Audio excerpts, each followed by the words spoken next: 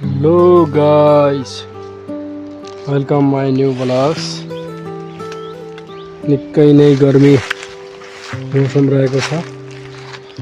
यो गर्मीको मौसममा चाहिँ निकै नै उन्सो भएपछि म चाहिँ यो अहिले नदीको किनारमा आएको छु। नदी किनारमा चाहिँ चिसो चिसो हावा चल्छ भनेर चाहिँ चिसो हावा खान आएको छु। तपाईहरु कहाँ हुनुहुन्छ, के गर्दै हुनुहुन्छ, लाइक कमेन्ट शेयर गर्नु होला, कमेन्ट गर्नु होला।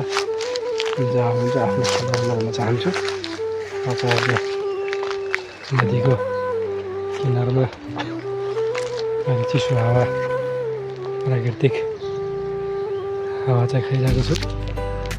अहिले धेरै उन्सो भएपछि म अहिले नदीमा पौडी पनि खेल्ने विचार गरेको। तर यहाँ पानी एकदमै गन्दा आइरहेको रहेछ। खासै राम्रो पनि आएको छैन, बर्खा ढल्ला लाग्यो। त्यही भएर एउटा छेपारले चाहिँ मलाई भर्खरै चम्काएको छ। यताभित्र भागेको छेपारो देख्न सक्नुहुन्छ। यो सिमलको रुख हो, पुरै काँडा हुन्छ बुट्टामा। अनि साथीहरू सिमलको रुख पुरै काँडा बिजाउँछ अहिले साँच्चै चलाउने सक्नेछ। काँडाले गर्दाखेरि सिमल फुल राम्रो हुन्छ। अनि म अहिले नदी किनारमा छु।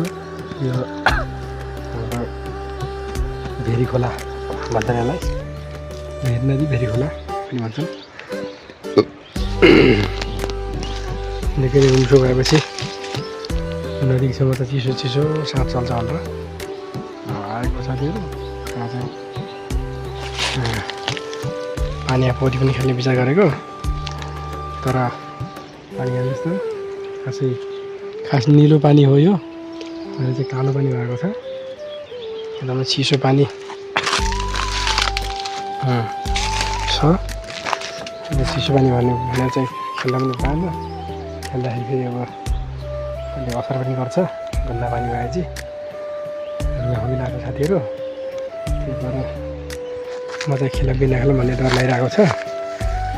अहिले तपाईँहरूले चाहिँ पौडी खेल्न जानु भएको छ कि भएन। मैले चाहिँ पौडी खेल्न जानेछु।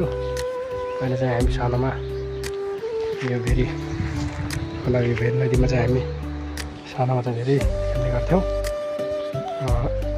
विशेष गरी गर्मीको मौसममा चाहिँ हामी पानीमा खेल्ने, अनि यस्तै बल्लामा ढुङ्गामा आएर चाहिँ तात्तिने गर्थ्यौँ। त्यो बल्लापनको सम्झनामै आउँछ भेरी नदीसँग आउँदाखेरि।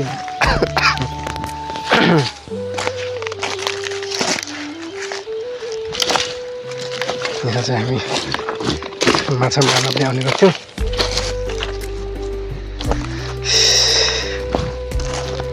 आजभोलि त मैले खासै पहिला जस्तो विचार बच्चा पनि हुँदैन। पहिला धेरै बच्चाहरू चाहिँ खेल्ने गर्दथे पानीमा। गाउँ नै खाली छ, गाउँ नै रित्तो छ। त्यही भएर खासै मान्छेहरू पनि कमै छन्।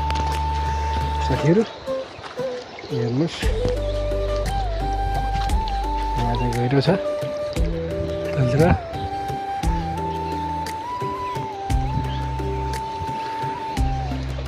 पहिला यस्तै धमिलो पानी खाइन्थ्यो। अहिले चाहिँ सानोमा चाहिँ यस्तो पानी खाँदा पनि खासै असर गर्दैन, पचाइन्थ्यो। अहिले पानी खाएपछि रुगा लाएर बिरामी भएर बित्ता हुन्छ हामीलाई। हाइब्रिड जस्तो भयो, हाइब्रिड। पहिला लोकल थियौँ हामी, अहिले हाइब्रिड जस्तो भयौँ। तर यहीँका पनि एकदम लोकल माझी बोटेका बच्चा बच्चीहरू अझै पनि पानी खाने, यसमै खेल्ने गर्छन्। यसले चाहिँ पचाएको हुन्छन्, प्रकृतिसँग जुधेका छन्। हामी चाहिँ अहिले हाइब्रिड जस्तो भयौँ, बोले गुरा जस्तो। त्यही कारणले गर्दा अलिक गाह्रो हुन्छ साथीहरू।